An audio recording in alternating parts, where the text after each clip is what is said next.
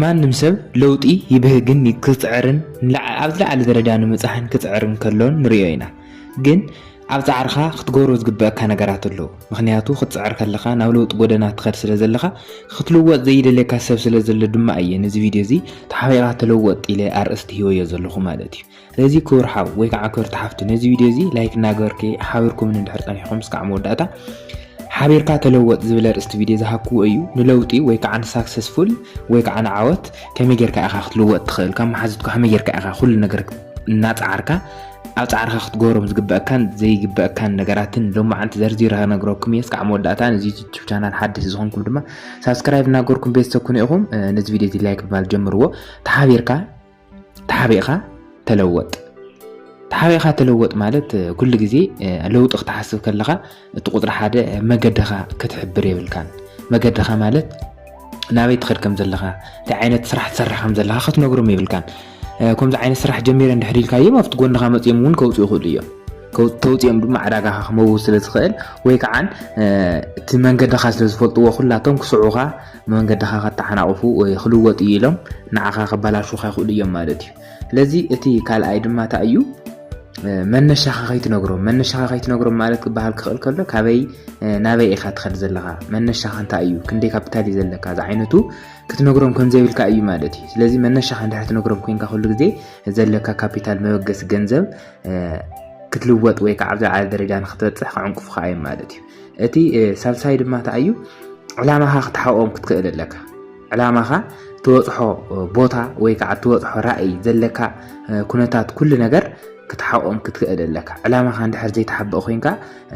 ሰባት ክሕስዱኻን ክመናቀዩኻን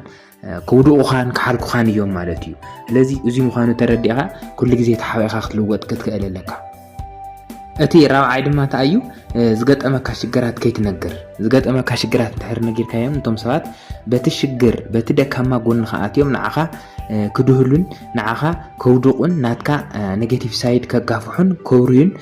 ንዓኻ ከሸማቅቁን ከተዓናቅፉን ስለ ዝኽእሉ ዝገጠመካ ሽግራት ክትነግሮም ክትክእል የብልካን ጥራሕ ዓወትካ እዮም ክርእዩ ዝደልዩ ስለዚ ተሓቢእኻ እንድሕር ክትልወጥ ደሊኻ ኮይንካ ዝገጠመካ ሽግር ንሰባት ክትናገር የብልካን ማለት እዩ ስለዚ ተሓቢእኻ ተለወጥ እቲ ሓምሻይ ድማ እንታይ እዩ ዝገጠሙኻ ዓወት እውን ከይትነግር ዝገጠሙኻ ዓወታት ኣብ ሂወትካ ኣብቲ ስራሕ ከፊትካ ከለኻ ዘጋጠሙኻ ዓወታት ንቅድሚት ክትስኩም ዘጋጠሙኻ ፅቡቃት ነገራት እውን ከይትነግሮም ምክንያቱ ኣልቅሕኒ እውን ክብሉካ እዮም ማለት እዩ ሃበኒ እውን ክብሉካ እዮም ድሕር ዘጋጠምካ ዓወት እንድሕር ነጊርካዮም ለካ ሓሊፉሉ ኢሎም ንዓኻ ከምዘይሓልፈልካ ክገብሩካ ይኽእሉ እዮም ማለት እዩ እቲ ቀፂሉ ዘሎ ሻድሻይ ድማ እንታይ እዩ ተሓቢእኻ ተለወጥ ንዝብል ዘለካ ካፒታል እውን ክትነግሮም ክትክእል የብልካን ብፍጹም ዘለካ ካፒታል ሕጂ ዘለኻዮ ቅርሺ ሕዚ ዝኣከኳዮ ገንዘብ ዘለካ መጠን ገንዘብ ፈፂምካ ንደቂ ሰባት ወይ ከዓ ነቶም ብመንገድኻ ክመፁ ዝፅዕሩ ዘለዉ ሰባት ክትነግሮም ክትክእል የብልካን እዚ ዝኸውን ዘሎ ቀንዲ ምክንያት ተንኮል ኣይኮንኩን ዘመረኩም ዘለኹ ኩራትን ኩራን ግን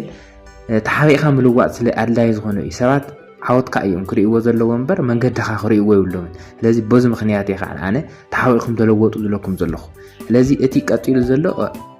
ዘለካ ካፒታል ንሰብ ክትዛረብ ክትክእል የብልካ ንኣብነት መነሻ ቅርሽኻ 2 ሚልዮን እንድሕር ኮይኑ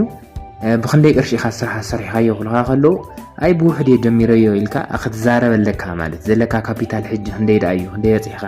ገዛ ሰሪሕካ ዶ ሓዳር ጌርካ ዝኾነ ሳክሰስፉል በፂሕካ ዶ ተኢሎምካ ኣይወፃሕኩም ክትብል ክትክእል ኣለካ ምክንያቱ ሰባት ክሕስዱካ እዮም ማለት እዩ እዚ ተሓቢእኻ ተለወጥ ተቐፂሉ ዘሎ እንታይ እዩ ከይተልቅሖም ምክንያቱ እንተለቂሕካዮም እቶም ሰባት ዘይክመልሱልካ ወይ ከዓ ንዓኻ ውድቀትካ ስለ ዝደልዩ ዘይክመልሱልካ ይኽእሉ እዮም ስለዚ ከተልቅሖም እውን ፈፂምካ የብልካ ንሰብ ከተልቅሕ የብልካ ንሰብ ከተልቅሕ ተኾንካ እውን ዝተሓዝ ገንዘብ ሒዝካ ዝተሓዝ ንብረት ሒዝካ ኢኻ ከተልቅሕ ትኽእል ምክንያቱ ንስኻ ዓባይ ሃፍታም ዓባይ ናይ ፅባሕ ኢንቨስተር ስለ ዝኾንካ ከውድቑካ ይኽእሉ እዮም ስለዚ ልቓሕ ንሰብ ከይተልቅሕ ወይ ከዓ ንሰብ ከይትህብ ገንዘብ ተሓቢእኻ ክትልወጥ ክትክእል ኣለካ ማለት እዩ እቲ ሻምናይ ናይ መወዳእታ ነዚ ዩቲዩብ ቻናል ሓደሽ ዝኾንኩም ሰባት ከምዚኦምን ካልኦት ቪድዮታትን ናይ ምኽር ናይ ፍቕርን ናይ ሞቲቬሽን ቪድዮታት ሒዘልኩም ንክመፅእ ነታ ጎኒ ዘላ ናይ ደወል ምልክት ናነኻኹም ቤተሰብ ክትኾኑ ትኽእሉ ኢኹም ኣነ ምሳኹም ፅንሕ ዘለኹ ድማ ክቐፅል እየ ማለት እዩ እቲ ተሓቢእኻ ተለወጥ ዝብል እቲ ሻምናይ ናይ መወዳእታን ድማ እንታይ እዩ ነዚ ቪድዮ እዚ ላይክ ዘይገበርኩም ሰባት ላይክ እናገበርኩም ሓቢርኩም ትቐፅሉ እቲ ሻምናይ ድማ ብተግባር بتكبر تلويتك أرئيهم بقى عودك سكيتك بتكبر كتريهم كتقللك مخنياتو تحاويخا عندك تلوت نيركا تحاويخا سلة تلوت نيركا دما سكيتك تحاويخا كتريهم عويخا كتريهم بتكبر كتريهم طرح يزلك امبر كالا اختقبر يبلك فتسيمك مخنياتو نغتاعيو ازي زغنو اللغان دم مخنيات نساتهم كحيحهم كل خان كيساوي خان ويكا عقا خيا الشماء خان نعاقنا زي تدلي نجر كوستو خان سلا زغلو كل جزية تحاوي خابل على درجة عن مزح خد سعر كتقلل لك مالتي زوم شمنت مسرتاو نجارات تحاوي خان سكسسفول ويكا عن لوتي حجوز خا زغلو زولو ارست فيديو زحكوهم تحاوي خا تلوت زيهم يمثل لي رنكورات كوراين أبقى علي تمثال ساعة تمثال بروجرام تطبق